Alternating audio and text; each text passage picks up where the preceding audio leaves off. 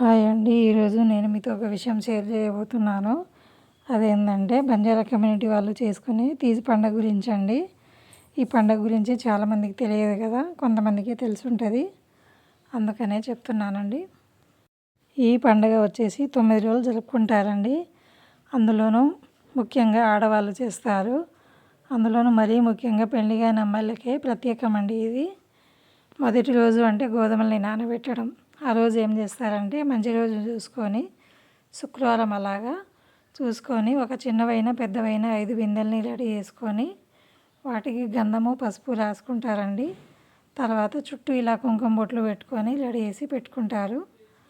అలాగే ఆడవాళ్ళు ఒకరి కాళ్ళకి ఒకరు పసుపు రాసుకుంటారు. రాసుకొని మనం రెడీ చేసుకున్న బిందెలలో అయితే సగానికి నీళ్ళు నింపుకోవాలండి. నీళ్ళు నింపుకొని రెడీగా పెట్టుకొని మనలో ఎవరైనా ముత్తైదు శ్రీవిల అనుభవం ఉన్న పెద్దవాళ్ళు ఎవరైనా ఉంటే వాళ్ళతోని కొబ్బరికాయ కొట్టించి పూజ మొదలు పెట్టిస్తారండి. చూడండి, పెద్దమ్మ మాకు మంచి జరగాలని కోరుకొని కొబ్బరికాయ కొట్టిందండి. కొట్టేసి పూజ మొదలుపెట్టింది. తర్వాత మేము కూడా దండం పెట్టుకున్నాము. తర్వాత మేము ఏర్పాటు చేసుకున్న ఈ బిందెలలో అయితే గోధుమలు నానబెట్టేయడానికి రెడీ చేస్తున్నామండి. ఇక్కడ మాకు 4 అమ్మాయిలు వచ్చేలు, 5 ఉంటే మంచిది కదా, అందుకనేసి చిన్న పాపని కూడా యాడ్ చేసుకున్నాము. ఆడపిల్లలు చిన్నపిల్లలు అంటే అమ్మవారికి ఇష్టం కదా, అందుకనేసి చిన్న పాపతో మొదటిగా గోధుమల్ని బిందెలలో వేయిస్తున్నామండి.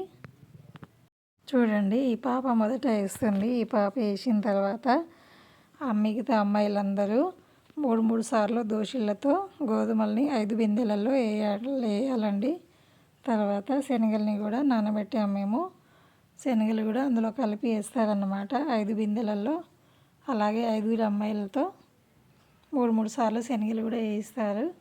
వీళ్ళు వేసిన తర్వాత మిగిలిన శనగలు గోధుమల్ని ఎక్కడికి వచ్చిన లేడీస్ అందరూ కొంచెం కొంచెంగా వేసుకుంటూ వస్తారండి. చూడండి, ఈ విధంగా వేస్తారు అందరూ.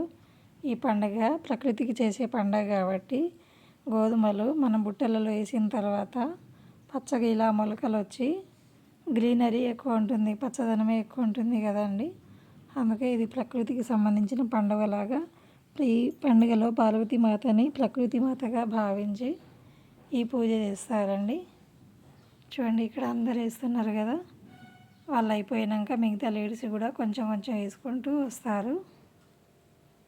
చూడండి, ఇక్కడ ఈ అమ్మాయిలలో ఒకరైతే అమ్మవారి కోసమని 9 రోజుల వరకు ఉంటారండి. అంటే నాన్ వెజ్ తినరు, ఇలా ఉల్లిగడ్డ తినరు, అల్లం వెల్లుల్లి అలా ఏం తినరన్నమాట. ఓన్లీ రొట్టెలు, ఆకుకూరలు అలాగే తినాలి, పండ్లు అలాంటివి తీసుకోవచ్చు అన్నమాట. 9 రోజులు అలాగే ఉంటారు అమ్మవారిని అది తీసేదాకా.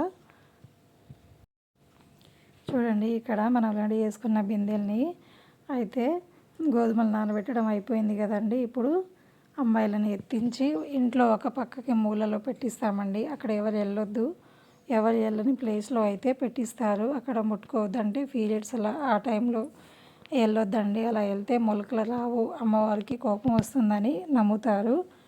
అందుకే ఇంట్లో ఒక మూలకు పెట్టించి దాని మీద ఏదన్నా వైట్ క్లాత్ కప్పి ఉంచుతారండి. చూడండి, ఈ విధంగా తీసుకెళ్ళి ఒక పక్కకు పెడతారు. చాలా బాగుంటుందండి పండుగ. ఈ 9 రోజులు రోజొక వీడియో అప్లోడ్ చేస్తూ ఉంటానండి. చూడండి, అప్పుడు మీకు అర్థమవుతుంది తీజ్ పండుగ అంటే ఎలా చేస్తారనేది. డే టు డే నేను మీకు వీడియోస్ అప్లోడ్ చేస్తానండి. చూడండి, అప్పుడు మీ క్లారిటీ అనేది ఉంటుంది కదా.